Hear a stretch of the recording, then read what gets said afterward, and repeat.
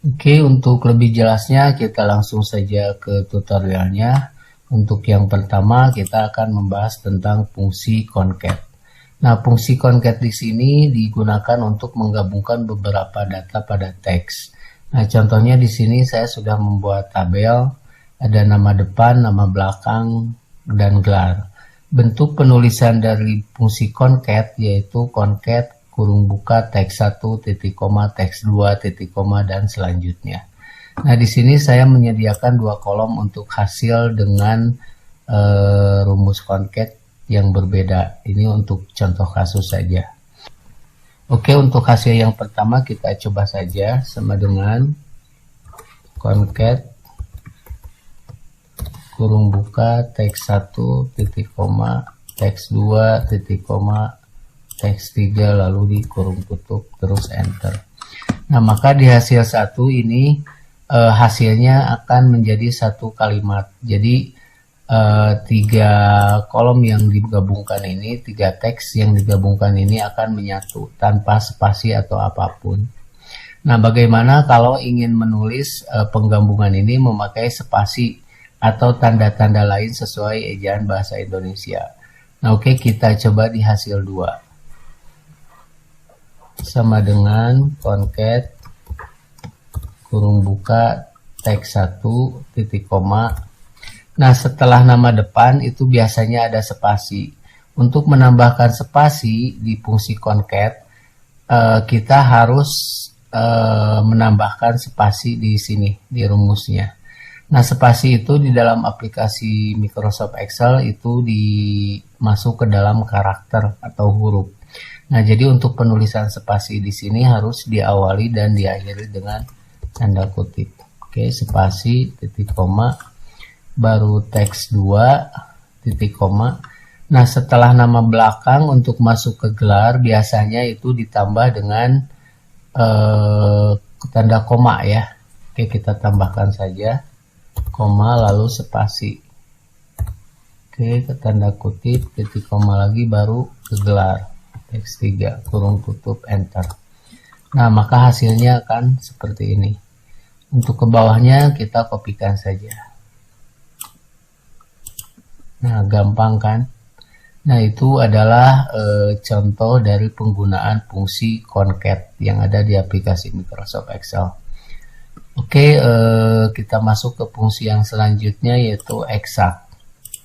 Nah, fungsi exact di sini digunakan untuk membandingkan dua buah teks apakah sama persis atau tidak. Nah, contoh di sini ada data awal dan data akhir.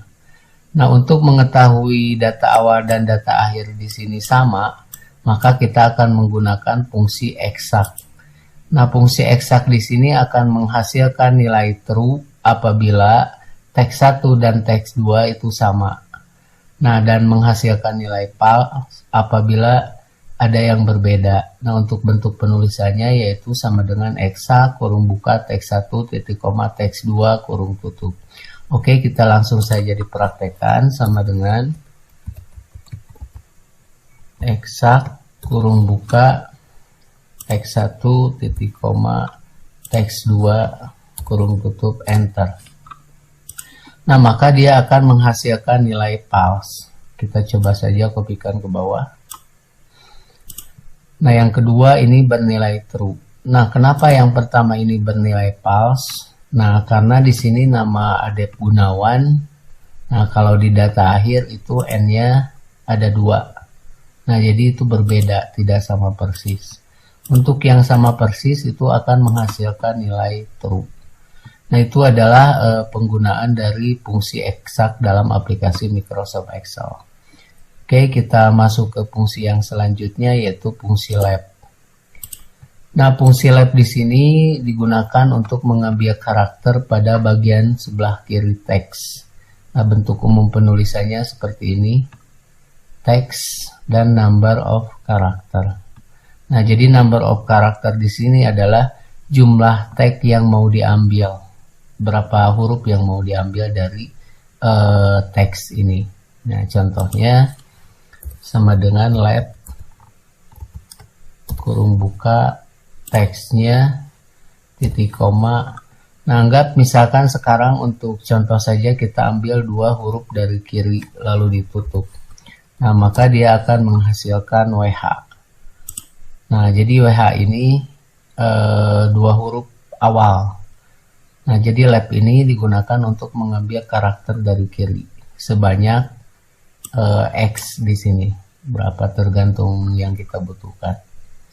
Nah, contoh yang kedua kita kopikan dulu. Nah, maka apabila kita mengambil 2 huruf semuanya, maka ini hasilnya seperti ini. Nah, oke, untuk yang baris kedua coba kita ganti jadi 3. Nah, maka di sini jadi with.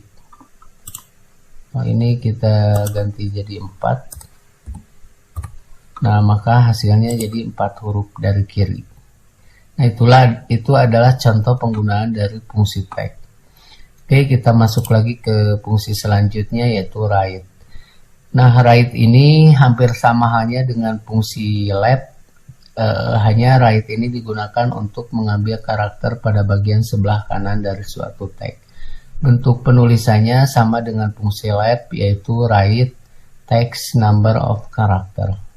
Oke, kita coba saja langsung. Sama dengan write kurung buka teksnya titik koma, misalkan kita ambil 2 huruf dari kanan kurung tutup, maka hasilnya R sama A. Nah, kita kopikan. Nah, apabila ini misalkan kita ganti jadi 3 huruf, nah maka dia akan mengambil 3 huruf atau 3 karakter yang diawali dari sebelah kanan. Nah, itu adalah cara penggunaan dari fungsi write. Fungsi-fungsi ini walaupun sepele tapi sering sekali digunakan dalam aplikasi Microsoft Excel. Nah, yang selanjutnya adalah fungsi mid. Fungsi mid ini digunakan untuk mengambil karakter pada bagian tengah dari suatu tag. Nah, kita contoh untuk bentuk penulisannya yaitu mid tag start number titik koma number of character. Nah, jadi tag di sini maksudnya ini teksnya start number itu posisi permulaan mengambil tag. Lalu number of character adalah jumlah tag yang diambil. Oke, kita contohkan saja sama dengan mid titik koma. Nah, contoh di sini kita mau mengambil huruf NA dari kata wina. Nah, NA di sini. Mid, kita ambil tagnya titik koma. Nah, kita hitung dari kiri. N di sini ada di posisi keberapa? Misalkan 1 W, 2H, 3Y. Nah, berarti ini ada di posisi keempat. Nah, titik koma 4, titik koma, lalu berapa huruf yang akan diambil? Contohnya 2 saja. Lalu di kurung tutup, enter. Nah, maka dia akan menghasilkan huruf N sama A. Oke, ke bawahnya dikopikan saja. Nah, terus di dalam Microsoft Excel itu spasi juga dianggap huruf. Jadi, seperti di sini ada Neni Iskandar, itu untuk posisi keempatnya. Untuk posisi keempatnya di sini ada spasi. Nah, maka 2 hurufnya spasi sama I. Nah, itu contoh kita misalkan di sini ambil 3 huruf atau 4. Nah, maka dia akan menghasilkan seperti ini. Nah, itu adalah cara penggunaan dari fungsi mid. Oke, kita lanjut ke fungsi selanjutnya yaitu len. Nah, fungsi len di sini digunakan untuk mengetahui panjang karakter dalam sebuah tag. Nah, misalkan di sini tulisan media OPS ini terdiri dari beberapa karakter. Nah, kita tinggal menuliskan dengan rumus len. Sama dengan misalkan len kurung buka lalu teksnya kurung tutup, enter. Nah, maka media OPS di sini ada 9 karakter.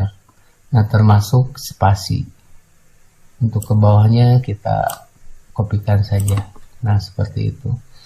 Nah, fungsi len di sini sering digabungkan biasanya dengan fungsi if atau fungsi yang lainnya. Oke, selanjutnya lower. Lower di sini digunakan untuk mengubah semua karakter dalam suatu tag menjadi huruf kecil. Kita langsung saja ke contohnya, lower text kurung tutup. Nah, maka di sini semua teks yang diambil berubah hurufnya menjadi kecil. Nah, oke, yang selanjutnya adalah fungsi upper. Fungsi upper ini digunakan untuk mengubah semua karakter menjadi huruf kapital atau kebalikan dari fungsi lower. Oke, kita langsung saja praktekkan di sini sama dengan upper. Nah, lalu teks yang akan dirubahnya kurung tutup enter. Nah, maka dia akan langsung berubah menjadi huruf besar semua. Nah, apabila hasil dari rumus upper ini ingin dikopikan ke sel sebelah kiri, misalkan kita copy. Nah, untuk memindahkannya kita harus memakai paste value. Nah, supaya rumus yang ada di sini berubah menjadi teks biasa. Nah, itu penggunaan dari fungsi upper. Kita langsung ke fungsi selanjutnya, yaitu proper. Nah, proper di sini fungsinya yaitu untuk mengubah karakter pertama pada setiap kata menjadi huruf kapital. Nah, jadi huruf awalnya saja dari setiap kata yang dirubah menjadi kapital. Cara penulisannya sama. Oke, kita langsung saja contohkan. Nah, teksnya kurung tutup enter. Nah, maka semua huruf pertama yang ada dalam kata data di sini akan berubah menjadi huruf besar. Oke, kita langsung saja ke fungsi selanjutnya, yaitu fungsi teks. Fungsi teks di sini berfungsi untuk mengubah data numerik menjadi teks serta menampilkannya dalam format bilangan. Oke, kita contohkan saja. Misalkan sama dengan teks. Nah, misalkan si data ini kita akan rubah menjadi format rupiah. Kita ambil teksnya, titik koma. Nah, format teksnya akan seperti apa? Contoh, kita ngambil contoh di sini. Misalkan jadi rupiah. Nah, ini untuk ribuannya 3. Ya, titik 3 lagi. Misalkan 0,00. Nah, lalu di enter. Nah, maka dia akan menghasilkan nilai jadi Rp 1.000.00. Nah, untuk melihat format-format seperti ini kita bisa melihatnya di format cell ya. Nah, bisa kita lihat di sini. Nah, contoh di custom ini ada format-formatnya. Oke, kita cancel. Nah, selanjutnya kita rubah misalkan 9 ini ke format persen. Sama dengan teks kurung buka titik koma misalkan 0%.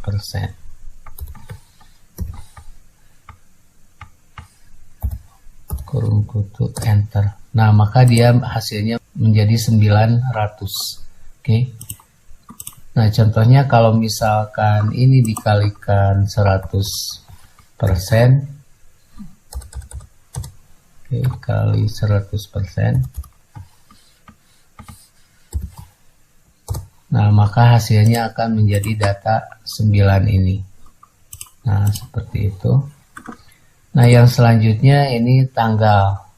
Nah, misalkan tanggalnya kita akan rubah menjadi format long date ya. Walaupun di dalam aplikasi Microsoft Excel sebetulnya sudah disediakan.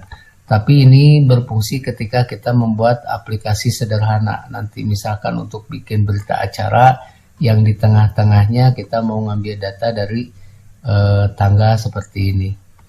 Oke, kita contohkan saja. Sama dengan teks kurung buka, kita klik selnya, titik koma, tanda kutip. Nah, misalkan DD ini artinya day. Nah, misalkan pemisahnya kita pakai strip saja, lalu M. Nah, berarti ini long date, M-nya misalkan 4, pakai strip lagi, Y-nya 2 saja ambil.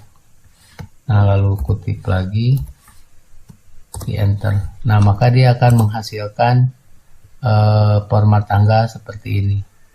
Nah, kalau misalkan ini kita rubah, misalkan Y-nya jadi 4, nah maka dia akan menghasilkan 23 strip Juli strip 2004. Nah, terus kalau misalkan stripnya ingin kita rubah ke spasi, kita rubah saja langsung di sini. Nah, jadi spasi. Enter. Nah, jadi seperti ini.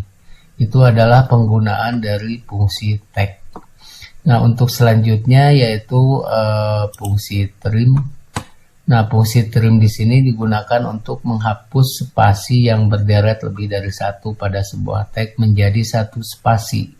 Nah, misalkan dalam data di sini ini spasinya tidak beraturan, ada yang lebih berapa. Nah, supaya teks ini rapi, jadi kita gunakan saja fungsi trim.